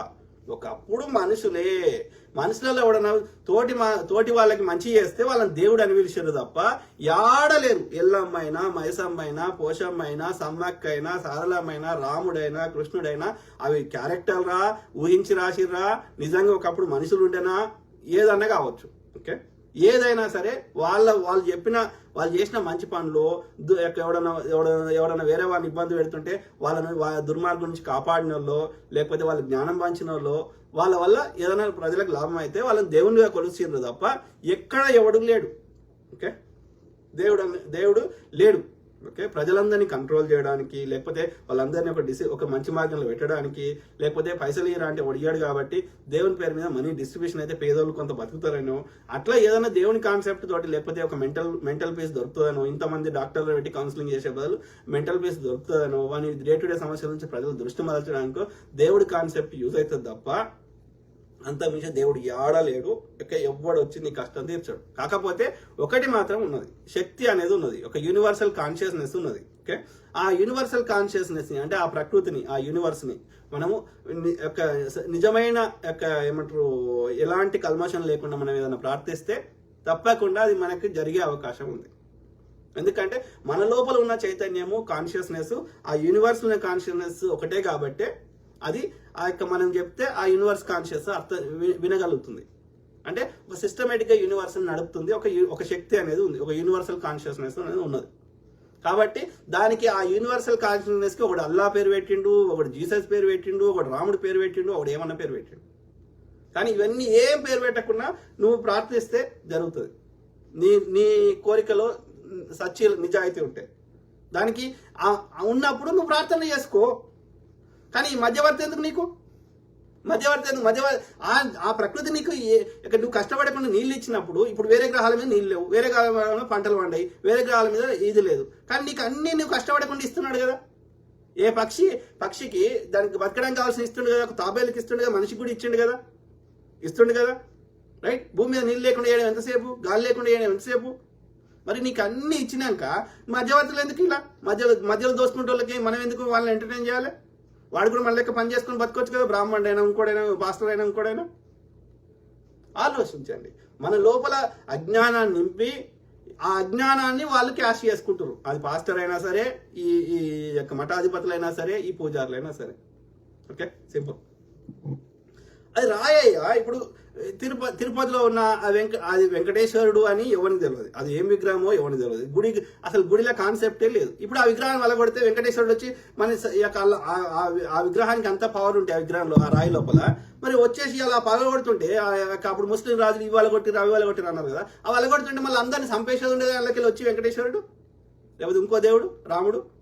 అయోధ్యలో ఇచ్చేసిర్రు, ముస్లింలు అది చేసిర్రు, ఔరంగజేబు ఇచ్చేసిండు అంటే మరి రాముడు గడివెక్తుండా? ఇంతమందిని కాపాడే రాముడు తనని తాను కాపాడుకోలేకపోయిందా? ఇంతమంది రోగాలు తగ్గించే రాముడు మరి ఈ బ్రాహ్మణి రోగం వస్తే డాక్టర్ దగ్గర ఎందుకు పోతాడు? మొన్న వాడికి సద్గురుగానికి మైండ్లో ఏదో ఇది వచ్చింది, వాడి కుట్రలకి మైండ్ దొబ్బింది, వాడి పిల్లాన్ని చంపిండని, లేకపోతే అందరు రేప్ చేసిండని. వస్తే ఆడు పోయి ఎయిమ్స్లో ట్రీట్మెంట్ ఇప్పించుకున్నాడు. ఎందుకు? వాడు మెడిటేషన్ చేసో, ధ్యానం చేసో, మంత్రాలు చెప్పో తగ్గించుకోవచ్చు కదా. అంటే అందరూ దొంగలు, మోసమే అనేది ఇక్కడ గ్రహించాలి. ఏ మతం పేరు పెట్టుకున్నా, ఏ బొమ్మ పేరు పెట్టుకున్నా, సింపుల్. సో నేనేమంటున్నా బ్రదర్, ఆడికి పోయి ఎందుకు వీకాలి? తిరుపతి పోయి వాడిని ఎందుకు బతిలాడుకోవాలి పక్క రాష్ట్రం అని? దేవుడు సర్వాంతర్యామి అని వాళ్ళే చెప్తారు కదా. అన్నప్పుడు ఇందు గలడు అందు లేడు సందేహం వలదు ఎందెందు వెతికినా అందందు గలడు నా శ్రీహరి అని చెప్పారు కదా. మరి తిరుపతిలో ఉన్నవాడు వెంకటేశ్వరుడు అయితే చిలుకూరు బాలాజీలో ఉన్నాడు ఎవడు? మరి యాదగిరి గుట్టలో ఉన్నాడు వాడు? ఇంకో దగ్గర ఉన్నాడు వాడు? ఏడ లేడు, అది వేరే ముచ్చట. ఓకే, ఒకవేళ అదే అక్కడ ఉన్నోడే దేవుడు అయితే మరి ఈడున్నాడు వాడు, ఇది తీసేద్దాం, మరి ఆడికే పోదాం అందరం. ఈడ ఖమ్మంలో ఉన్న రామాలయం తీసేసి అందరం అయోధ్యకే పోదాం. దేవుడు అక్కడే ఉంటే, ఇలా కాశీలనే శివుడు ఉంటే మిగతా అన్ని తీసి మన తప్పుదాం. శ్రీశైలంలో ఎందుకు, వేములవాడలో ఎందుకు, ఇంకో దగ్గర ఎందుకు, ధర్మపురిలో నరసింహస్వామి ఎందుకు, ఇంకో పేరు ఎందుకు? అంటే ఆ కాన్షియస్నెస్ అనేది అంతటా ఉన్నప్పుడు తిరుపతిలో నువ్వు మొక్కున్నా అది ఇంకో దగ్గర మొక్కున్నా ఒకటే అన్నప్పుడు మరి ఎవరినో తిరుపతిలో ఉన్న ఎందుకు మేపాలి మనము? ఆడున్న వాళ్ళకి ఎందుకు మన పైసలు ఇచ్చి రావాలి? ఇక్కడ మన దగ్గర ఉన్న వాటికి పోతే మన వాళ్ళు బతుకుతారు కదా. ఇక్కడ ఉన్న టీ స్టాల్ అయినా, ఇక్కడ ఉన్న రెస్టారెంట్ అయినా, ఇక్కడ ఉన్న ఆయన బతుకుతాడు కదా. తెలంగాణ అయినా తెలంగాణ వాళ్ళు బతకొద్దా? వండి ఈడ పోతే ఈడెందుకు మంచిగా కాదు? ఒక్క తెలంగాణలో బాసరకు కానీ, సమ్మక్కకు కానీ, సారలమ్మకు కానీ, యాదగిరిగుట్టకు కానీ, ఒక ధర్మపురికి కానీ ఒక్క ఆంధ్రుడు వస్తాడా? తెలంగాణలో ఇప్పుడు అన్ని పుణ్యక్షేత్రాలు ఆంధ్రాలోనే ఉంటాయా? అయితే నార్త్ ఇండియాలో ఉంటాయి. అన్ని పవర్ఫుల్ దేవుళ్ళు అన్నీ ఆ యొక్క నార్త్ ఇండియాలో ఉంటారా? ఆ చార్ధాము అక్కడ. తెలంగాణలో ఒక్క దేవుడు ఉండడా? ఎందుకు తెలంగాణ దేవుళ్ళు కూడా పగబెట్టిరా? వెంకటేశ్వరుడు అందరి బాగు ఆడిపోతే తెలంగాణడు అక్కడికి పోతేనే మంచిగా చేస్తాడు, కానీ ఇక్కడ ఉన్న తెలంగాణ మీద పగబెట్టిండా? ఈడ ఉండా అని చెప్పిండు వెంకటేశ్వరుడు. అంటే మీరు అర్థం చేసుకోండి, ఇక్కడ దోపిడీ జరుగుతుంది. అట్లా మన బ్రెయిన్స్ ని ఆ పిచ్చి లేపేసి అట్లా మన పైసల్ని వాళ్ళు దోసుకునే ప్రయత్నం చేస్తారు. వాడు నార్త్ ఇండియన్ వాడైనా ఈడు తిరుపతి వాడైనా ఇంకోడైనా, అంతమించి ఏం లేదు. ఓకే, కాబట్టి నీకు నిజంగా అదే నువ్వు ఏ దేవుడిని నమ్ముకుంటే ఆ దేవునికి ఈడ కూడా ఉన్నారు వాళ్ళు. ఈడ మొక్కినా అదే ఫలితం వస్తుంది. ఆడిదాకా వీకాల్సిన అవసరం లేదు. అర్థమైందా? వాళ్ళు ఎందుకు వస్తారు చెప్పు. మళ్ళా గోదావరి పుష్కరాలు అయితే మనం ఎక్కడనో రాజమండ్రికో, విజయవాడకో, కృష్ణా పుష్కరాలు అయితే అడిగిపోతామంటాం. కానీ మన దగ్గర కూడా కృష్ణా పుష్కరాలని, మన దగ్గర కూడా గోదావరి పుష్కరాలని ఎంతమంది వచ్చారు? ఆంధ్రలో ఎంతమంది వచ్చారు? North Indians. అంటే దేవుడికి కూడా వివక్ష చూపెడతాడా ఈ ప్రాంతం మీద, ఇక్కడి ప్రజల మీద? మరి అంత వివక్ష చూపెడితే వాళ్ళు వచ్చి ఇక్కడ బతికే పరిస్థితి మనకెందుకు వస్తుంది? మనము ఆంధ్రప్రదేశ్ పోయి బతుకుతలేము, మనము యూపీకి పోయి బతుకుతలేము. యూపీ వాడు, ఒరిస్సా వాడు, ఆంధ్రప్రదేశ్ వాడు, నెల్లూరు వాడు, లేకపోతే కర్నూలు వాడు మన హైదరాబాద్కి వచ్చి, మన తెలంగాణకు వచ్చి బతుకుతున్నారు. వాళ్ళ దగ్గర మంచిగా మన దగ్గరికి ఎందుకు వస్తారు? అంటే మనకి సంపదని అన్ని ఇచ్చిన దేవుళ్ళు మరి మన దగ్గర ఉండడానికి ఇష్టపడతలేరా? అంటే అది కేవలం ఒక ప్రాపగండా చేస్తున్నారు. మన తెలంగాణలో సంపదని దోసుకోవడానికి ఆడు నార్త్ ఇండియన్ వాడు ఇక్కడ తిరుపతి వాడు ఇంకోడోడో ట్రై చేస్తున్నారని మనం అర్థం చేసుకోవాలి. కాబట్టి ఆడిదాకా వీకి వాడు నాకు అది ఇస్తలేడు ఇది ఇస్తలేడు ఎందుకు? మన దగ్గరనే గుళ్ళకు పోదాం. వాడు ఆంధ్రుడు వస్తే మనమే రూల్స్ పెడదాం. మేము కూడా నీకు ఏది ఇయ్యమని చెప్దాం. మన ఆత్మగౌరవంగా బతికితే కదా వాడు గౌరవం ఇచ్చేది. నిజాం గారు అట్లే ఉన్నాడు. నిజాం గారికి హిస్ హైనెస్ అని చెప్పి 21 గన్ సెల్యూట్ చేస్తాడు అంత బ్రిటిష్ వాడు కూడా. అట్లా బతికిన మనం ఇవాళ మనని బానిస మెంటాలిటీ చేస్తా అంటే తీసుకోతుంది. సో ఏమంటారు బ్రదర్, లాడ్జి మనం అవసరమే లేదు బ్రదర్. మనకు నా పుట్టెంటికలు ఏం తీసారు. నేను తిరుపతి ఎవడో ఫ్రెండ్ పిలిస్తే 2 సార్లు పోయినా కానీ నాకు పోవాల్సిన అవసరమే లేదు. మన లాస్ట్ టైం తెలంగాణకు వచ్చినప్పుడు కూడా సిద్దిపేటకు వచ్చినప్పుడు మొత్తం సిద్దిపేట చుట్టూ అన్ని గుళ్ళు తిరిగేసి వచ్చిన. ఏది ఆ ధర్మపురికి, కొండగట్టుకి, అన్నిటికీ. అది కూడా మా ఇంట్లో రమ్మంటే పోయినా, కొమరెల్లికి, అన్నిటికీ పోలే. నేను తిరుపతి పోలే. నేనేదైనా జాగకు పోతే ఆ ప్లేస్ చూడడానికి పోతే కానీ ఇక్కడ లేని దేవుడు ఆడు ఉన్నాడని అయితే నేను పోను. దేవుడిని కోసం అయితే పోను. అక్కడ ఎట్లుంది, అక్కడ జీవన విధానం ఎట్లుంది, అక్కడ వాళ్ళ లైఫ్ స్టైల్ ఎట్లుంది, అక్కడ ఆచార వ్యవహారం ఎట్లున్నాయి, అక్కడ ఉన్న ప్యాలెస్లు ఎట్లున్నాయి, అక్కడ సంస్కృతి ఎట్లుంది, అది తెలుసుకోవడానికి పోతాయి తప్ప ఈడ లేని దేవుడు ఆడు ఉన్నాడని అయితే నేనైతే పోను. మహమ్మద్ ఫయాజ్ సూపర్ అన్న గారు, thank you brother. Baba real star super అన్న బ్రదర్. బాబా బ్రదర్. సురేష్ దోమకొండ నమస్తే అన్న. నమస్తే బ్రదర్. రాజేష్ మామిడిపల్లి ఆటవిక న్యాయం అంటే ఇంట్లో పెరిగే ఉగ్రవాదం లాంటిది. Correct brother. వాళ్ళు ఏం లేదు బ్రదర్, బ్రాపనోడు వాడు డైరెక్ట్ కొట్టాడు, మనకి కొట్లాట పెడతాడు. అందులో ఈ 300 కాపాలతో డీల్ చేసుకున్నాడు. వాళ్ళకి ఎల్మోడు ముఖ్యమంత్రి అయ్యిండు, రెడ్డి వాడు అయ్యిండు. ఇలా కాపాడు ఎందుకు కావద్దని వీళ్ళకి మీకు ఏం కావాలంటే చేస్తా అని వీని మీద పెట్టి వీనితోటి కష్టపడిపిస్తారు. ఒకసారి వాడు అధికారంలోకి వచ్చినాక ఈయన కూడా చంపేస్తారు. ఈయన తెలుస్తలేదు వీళ్ళు గాడి కొడుకులకి. అంతే. ఒక్క నార్త్ ఇండియాలో పోయి చూడండి ఎవరి రాజ్యం ఉందో. మీరు యూపీ తీసుకుపోండి, అస్సాం పోండి, ఇంకో దగ్గరికి పోండి, ఎవరి ఉంది, ఉత్తరాఖండ్ పోండి, ఎక్కడైతే బీజేపీ పాలిత రాష్ట్రాలు ఉన్నాయో అక్కడ ఎవరి రాజ్యం ఉందో మీరు గమనించండి. వాడు కష్టపడాడు, వాడు కుట్రలు చేసి ఈడ మున్నూరు కాపాలతోటి ఈడ వచ్చేటట్టు చేసుకొని అట్లా ఈ యొక్క ఏది వాడు అధికారంలోకి వచ్చినాక మున్నూరు కాపాలని అందరు బ్రాహ్మణులు వచ్చి కూర్చుంటారు.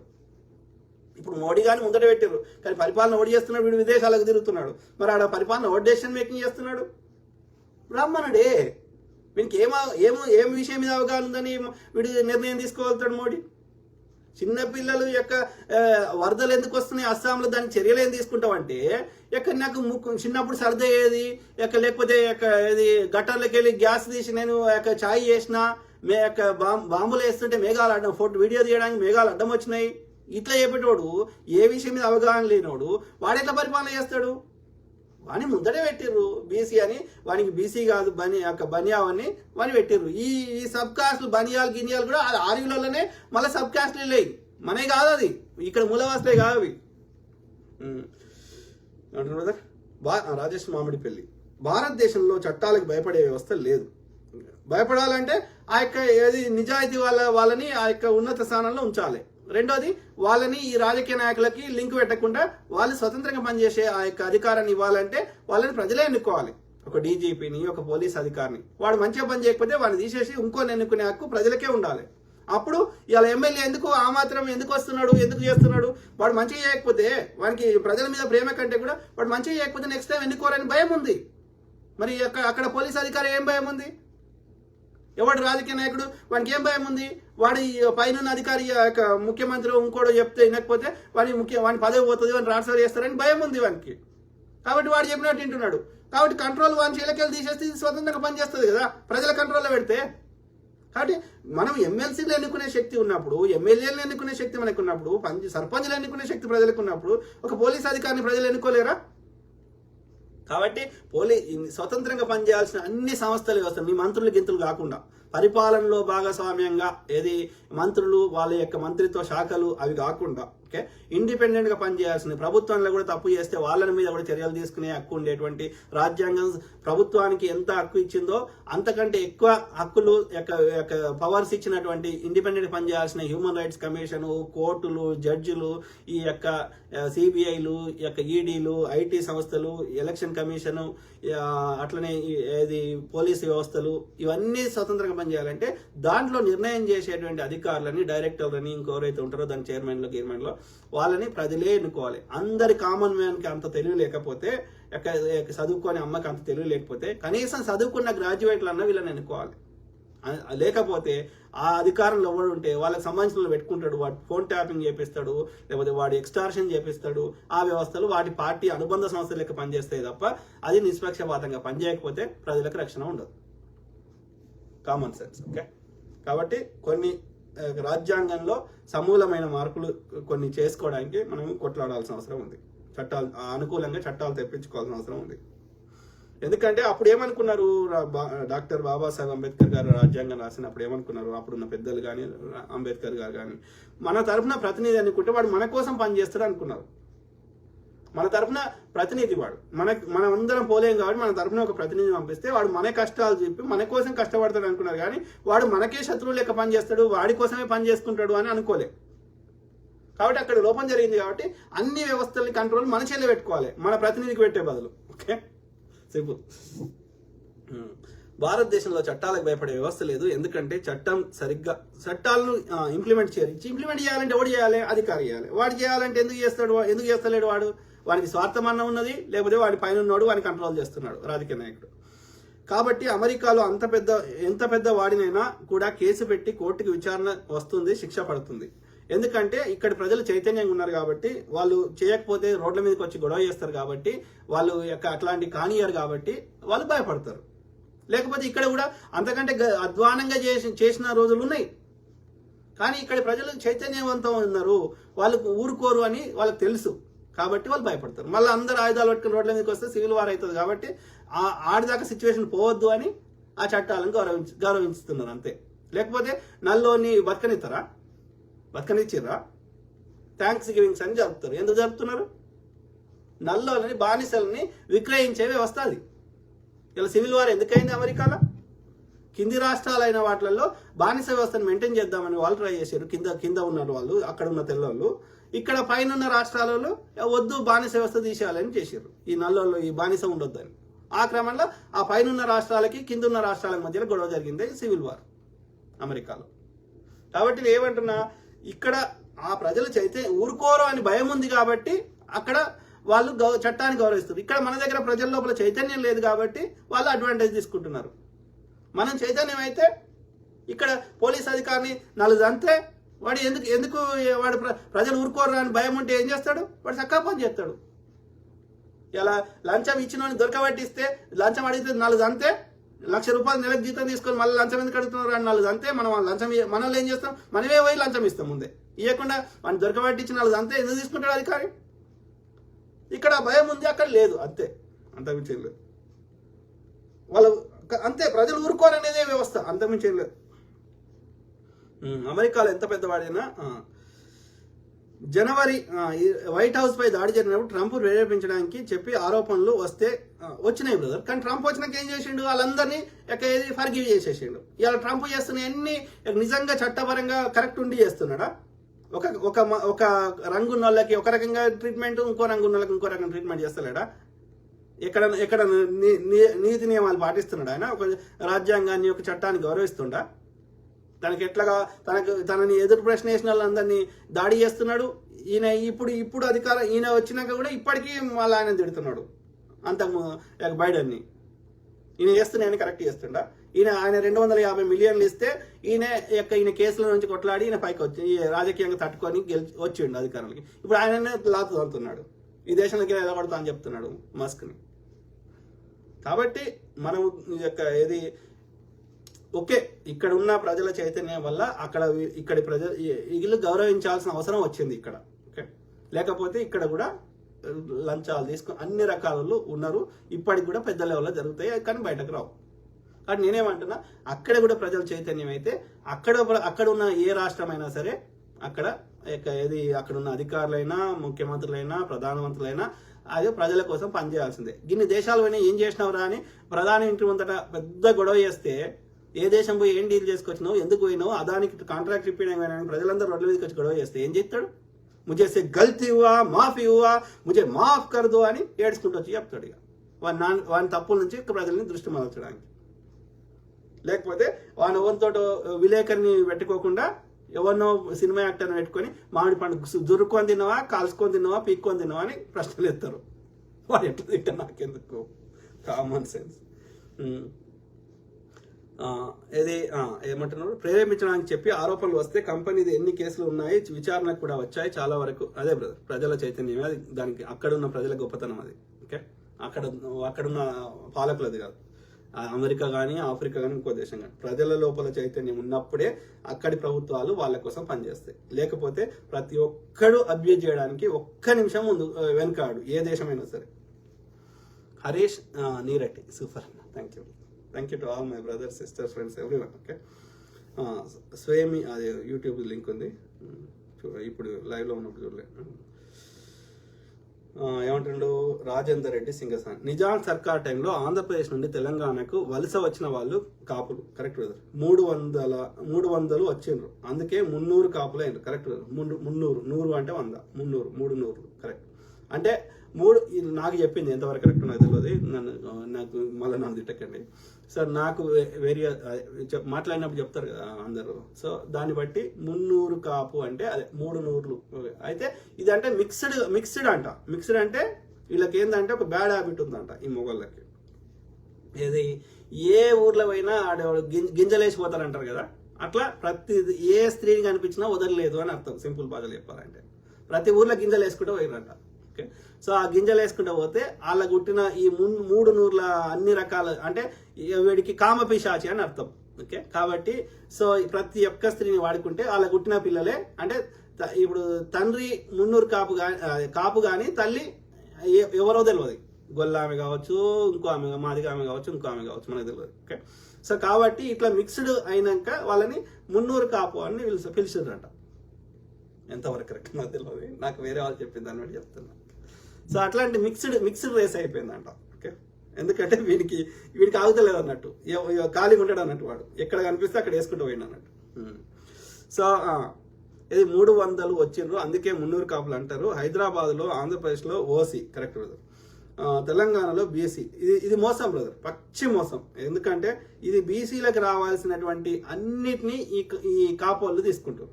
మరి బీసీలే మరి ఆరకట్టడానికి ఎప్పుడు ఆయనకి ఏమొస్తుంది? ఈ బీసీల కోసం అణిచివేయబడ్డారు, అన్ని విధాల వెనుకబడ్డవారు, వాళ్ళకి ఆర్థిక అర్ధబలం లేదు, అంగబలం లేదు, కాబట్టి వీళ్ళని కూడా వీళ్ళ మిగతా జనరల్ కేటగిరీలు అయితే మిగతా వర్ణాలతో కొట్లాడే శక్తి వీళ్ళకి లేదు, కాబట్టి వీళ్ళని పైకి లేపాలన్న ఉద్దేశంలోనే ఈ సమన్యాయం అనే కాన్సెప్ట్ లో వచ్చినాయి ఇవన్నీ. ఓకే, వచ్చినప్పుడు మరి అలా ఈ బలం ఉన్నోడే తీసుకుంటే మరి నిజమైన బలహీనకి ఎప్పుడు వస్తాయి కదా? నువ్వు చూడండి, పోలీసు మల్లయ్య బీడీలు అని ఉంటుంది, ఎవరిది అది?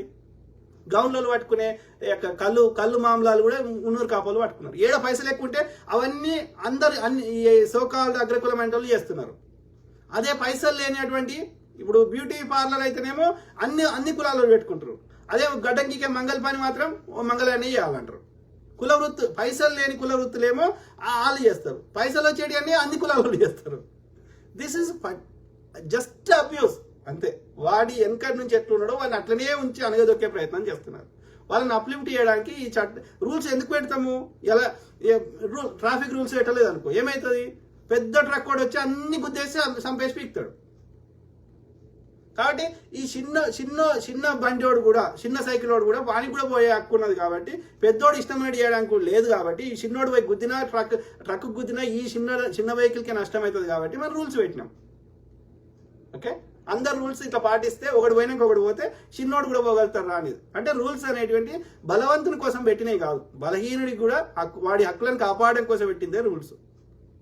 పెట్టలేదనుకో ఏమవుతుంది? ఇప్పుడు ట్రాఫిక్ రూల్ లేదనుకో, ఇప్పుడు ఎవరిని ఇష్టమైన స్పీడ్లో ఆడిపోతాడు. పోయినప్పుడు ఆ జంక్షన్ వచ్చినప్పుడు, 2 అడ్డం వచ్చినప్పుడు పెద్ద ట్రక్ వచ్చేసి ఈ సైకిల్ ఆటోను ఈ చిన్న వెహికల్ని గుద్ది చంపి పారదొప్పుతుంది. అంటే ఏమర్థం? రూల్స్ లేకపోతే బలం ఉన్నోడే బతుకుతాడు, బలహీనుడు బతకడు. కాబట్టే ఈ చట్టాలు తీసుకొచ్చినాం, బలహీనుడు కూడా బతకడానికి. సింపుల్. ఓకే, సింపుల్ కదా. ఇప్పుడు చిరంజీవి ఉన్నాడు, ఆయనకు అన్ని విధాల ఆయనకి ఏ సమస్య లేదు. పని వాళ్ళు ఉన్నారు, పైసలు ఉన్నాయి, 100 కార్లు ఉన్నాయి. ఇప్పుడు ఆయనకి ఏం చేయమంట గవర్నమెంట్? ఆయన కార్లు నడపడానికి రోడ్లు కట్టిస్తే చాలు, లేకపోతే ఆయన ఆస్తులు ఎవరు ధ్వంసం చేయకుండా ఆయనకు రక్షణ కల్పిస్తే చాలు. మిగతా ఆయనకి ఏమవసరం? అంటే ఈ చట్టాలు, ప్రభుత్వాలు, వ్యవస్థలు మెజారిటీ బలహీనల కోసమే ఎక్కువ పనిచేయాల్సిన అవసరం ఉంది. బలహీనలను కూడా బలవంతులను చేయడానికి, వాళ్ళని కూడా ఉన్నదానికంటే ఉన్నతంగా లేపడానికి. ఆ క్రమంలో ఈ కాపోళ్ళు ఆల్రెడీ అన్ని విధాలు మంచుకున్నారు. వెనకటి నుంచి భూములు ఉన్నాయి. ఇప్పుడు హైదరాబాద్కు కోత్వాలు ఎవరు? ఇదే కాపాయన, ముందూరు కాపాయన. అర్థమైందా? సో కాబట్టి అన్ని రకాలుగా మంచుకున్నారు. కానీ ఇప్పుడు బ్రాహ్మణుడు ఉన్నాడు. ఇప్పుడు మీరు తీసుకోండి, బ్రాహ్మణుడి ఫస్ట్ భారతదేశంలో ఇస్లాంలో కన్వర్ట్ అయింది కూడా బ్రాహ్మణుడే. ఫస్ట్ క్రిస్టియన్ కన్వర్ట్ అయింది బ్రాహ్మణుడే. ఎందుకు కన్వర్ట్ అయ్యి? బుద్ధిజంలో కన్వర్ట్ అయింది. తర్వాత బుద్ధిజంలో ఇప్పుడు మీరు ఏ దాన్ని తీసుకోండి, అన్నిట్లలో మళ్ళీ బ్రాహ్మణుడే ఉన్నాడు. ఎందుకున్నాడు? వీడి ఐడియాలజీ కంప్లీట్ డిఫరెంట్గా ఉన్నప్పుడు అలా ఎందుకున్నాడు? అంటే ఏ పొలిటికల్ పార్టీలున్నా, ఏ మతంలున్నా, ఏ వ్యవస్థలున్నా అక్కడ మొత్తం అందరిని, మిగతా వాళ్ళందరినీ కంట్రోల్లో వాడు పెట్టుకుంటాడు అన్నట్టు. సేమ్ థింగ్ ఇక్కడ వేరే పార్టీలు ఉన్నా, ఇక్కడ బీసీ అన్నా, ఇంకోటి చెప్పినా ఈ బీసీలకు రావాల్సిన ఇవన్నీ వీడే పెట్టుకుంటున్నాడు అన్నట్టు. కాబట్టి వీళ్ళకి నిజమైన వెనుకబడిన వర్గాలకు న్యాయం దొరకాలంటే ఈ అగ్రకులంగా లేకపోతే అన్ని విధాల స్ట్రాంగ్ గా ఉన్నటువంటి 300 కాపులని ఈ బీసీల నుంచి తొలగిస్తేనే నిజమైన బలహీనులకి ఏమన్నా సమన్యాయం దొరికే అవకాశం ఉంది. హైదరాబాద్లో, ఆంధ్రప్రదేశ్లో ఓసీ కరెక్ట్, తెలంగాణలో బీసీ. ఇది జరిగింది. అందుకే వాళ్ళు గోత్రం ఒకటే. తెలంగాణలో వాళ్ళు పెళ్లి చెడగొడుతున్నారు, ఒకటే గోత్రం. Correct, they are abusing. So అది మిత్రులారా, ఐ కీపింగ్ మాట్లాడుతూనే ఉంటా. ప్రతి అంశం అవగాహన చేస్తూ అట్లనే మీ తరఫున వాయిస్ ఇస్తా. ఓకే, అందరం బాగుండాలి, అందులో మనం ఉండాలి. Okay, God bless all, take care and have a good night.